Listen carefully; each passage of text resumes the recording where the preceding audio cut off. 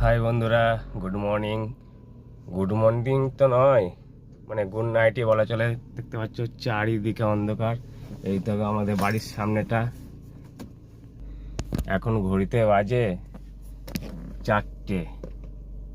এই 4টে দেখতে পাচ্ছ বন্ধুরা, 4টে বাজে ঘড়িতে, আমার গাড়ির ঘড়িতে। তো বন্ধুরা এখন আমি কলকাতার উদ্দেশ্যে রওনা দেবো। হ্যাঁ, এই সময় মানুষ বিছানা ছেড়েই উঠতে চায় না, আর আমাদের যখন ডাক পড়ে তখনই যেতে হয়। এটাই হচ্ছে ড্রাইভারদের জীবন।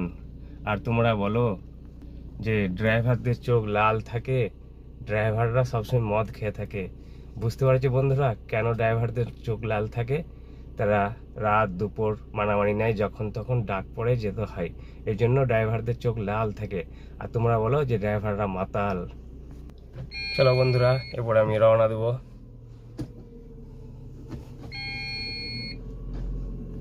দেখতে পাচ্ছে বন্ধুরা আমাদের গ্রাম থেকে বেরোচ্ছে, ঘুটঘুটে অন্ধকার। তো বন্ধুরা এখন গ্রাম থেকে শহরের দিকে যাব, পার্টির বাড়িতে গাড়ি লাগাবো, তো পার্টিকে নিয়ে কলকাতা যাব।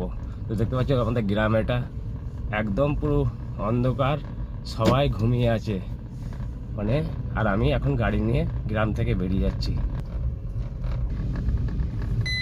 গাড়ি কাঁচ পুরো একদম ঝাপসা হয়ে যাচ্ছে, দেখা যাচ্ছে না, ওয়াইফার চালাতে হচ্ছে, এত কুয়াশার মধ্যে হয়ে যাচ্ছে। দেখতে পাচ্ছি বন্ধুরা ফাঁকা মাঠের দিকে যাচ্ছে, একদম চারিদিকে অন্ধকার, রাস্তায় একটাও লোক নেই।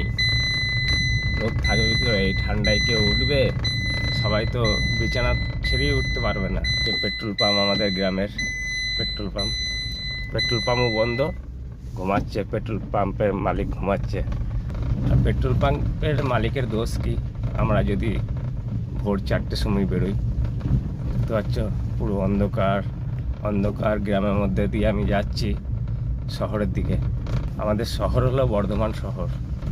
দেখতে পাচ্ছ রাস্তা পুরো ফাঁকা, আর কন্টিনিউ আমাকে ওয়াইফার চালাতে হচ্ছে, কাজ পুরো ঝাপসা হয়ে যাচ্ছে।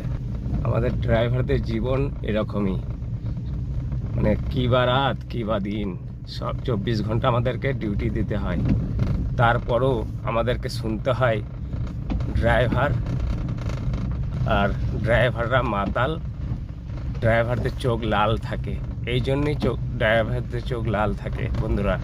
এটা হচ্ছে ইটিভাটা, আমাদের গ্রামের ছোট্ট একটা ব্রিজ দিয়ে পার করছি, একদম বাঁশ বাগানের মধ্য দিয়ে যাচ্ছি। এই যে বাঁশ বাগানের, এটা হচ্ছে ছোট্ট একটা হনুমান মন্দির।